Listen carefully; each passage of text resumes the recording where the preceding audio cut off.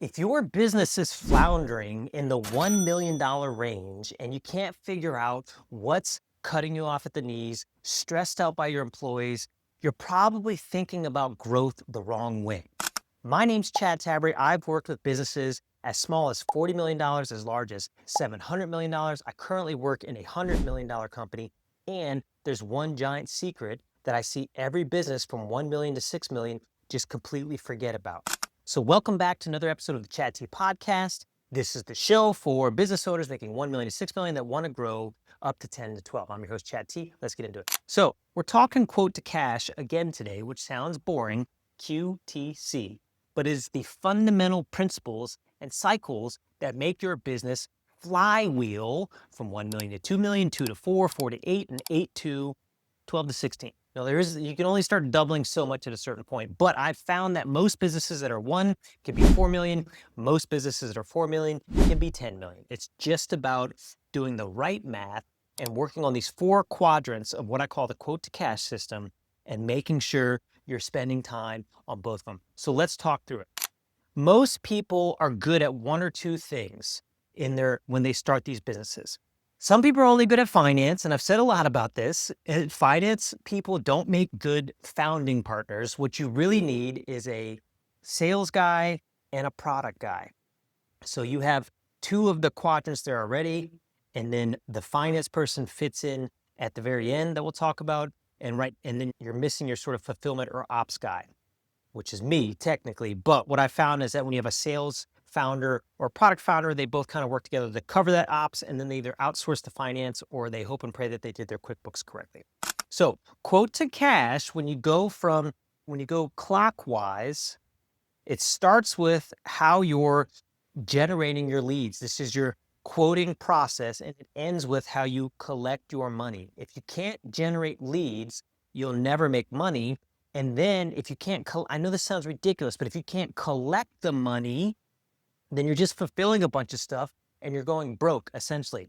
I would say the 2 most important parts of this are your quoting, how you generate leads, how you get those systemized quotes out to them, and then your fulfillment is the second most important part. So everyone will say, well, what about the product? Well, if you pay attention to businesses out there like AOL a long, long time ago was a great example. AOL had great lead generation. I mean, really, it was just massive demand. And then they had great fulfillment. They would fling those CDs out in the mail like nobody's business. Was it the best product? For a minute, it was the only one out there, but it wasn't the best product. And they're not here anymore. So that kind of establishes that. My point is, when you're scaling, the 2 things that will bother you the fastest are not necessarily your product itself. As long as there's a good market to product fit, it's going to be how you fulfill that, how you get it out there. And in the $1 million to $6 million range, normally I'm with home services. So let's say you only have 3 vans, and you're a plumber or an HVAC crew. Well, cranking up your leads from 100 a month to 300 a month might not do you any good if you're booked out for the next 90 days, right? You're just going to have annoyed customers, or you're going to turn yourself into a referral business. So you have to make sure you're paying attention to each one individually. But as an ops guy, I really look at this support and fulfillment side first, because this is the foundation that your house is built on. So I want to know that we're capable of doubling our demand, that we can manage double the demand, or that we could triple that, or that we have the systems in place to receive more quotes. And then you can pour countless dollars onto the lead generation as long as your offer is profitable on top of all of these. So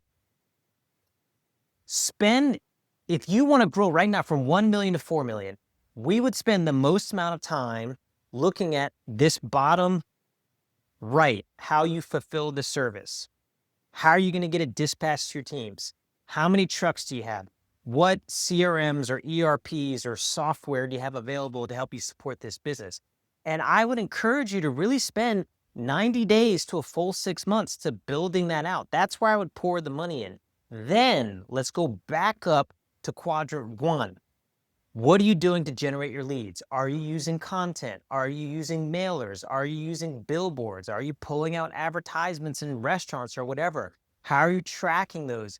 Who do you have answering the phones. What does your quote actually look like when you send your quotes out to the prospect? Do you understand the difference between a lead, a contact, a prospect, and a customer? I mean, I know this sounds like dumbed down, obvious stuff, but a lot of you guys don't. You're just constantly talking about everything as a lead. This one's already paid you. This one is a hot lead or a cold lead. This one's a contact because it's already at an account.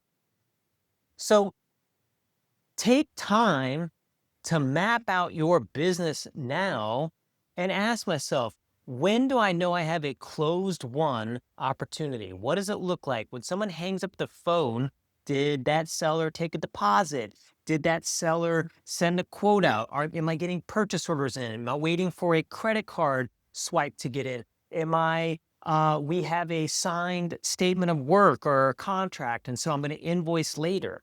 So map this out and say, what does that look like? And then make that process as repeatable as possible. Because if you're the sales founder, you're going to be the best seller on your team. It's going to be hard to replace that. The only thing you can do is teach them how to talk a little bit like you, but then how to get that standardized quote out. Secondly, what does it look like on that fulfillment side? How do you think about e-commerce now? How do they confirm orders? Does any account manager follow up with them? Does it give you any sort of tracking? Do you have all the teams out there? Then thirdly, what's the operational support look like when you're fulfilling all these things, when you're getting it out there? And then you can finally come back around and say, what is my invoicing process? What are my net terms? How do I get this in a bank account, etc.? My main point is that your business will drastically change when you stop thinking about yourself as just like, I have to constantly be running around, shaking hands, kissing babies, getting business in the pipeline. And instead, I'm managing, if I was on this whiteboard right here, I'm managing this cycle of quote to cash. How am I generating my leads? How am I accepting my orders? How am I fulfilling the product? How am I coming after on the finance side? Then how am I continuing this to see if I can get continuity, etc.? When you step up just one level and make yourself the leader of the business and map these processes out and shepherd that, consider yourself the custodian of that process, you will find that you can do this anywhere. You really become a quote to cash steward. You can go into a laundromat and figure out how to do this. You can go into a plumbing company, figure out how to do this. You can go into a pool company and figure out how to do this. Then you have a real business that you can assess, that you can choose key performance indicators on, that you can track, and you can train managers to start running this from you. So you're freeing yourself from the business. Does that make sense? If you like this video, I want you to like and subscribe. I'll see you in the next one.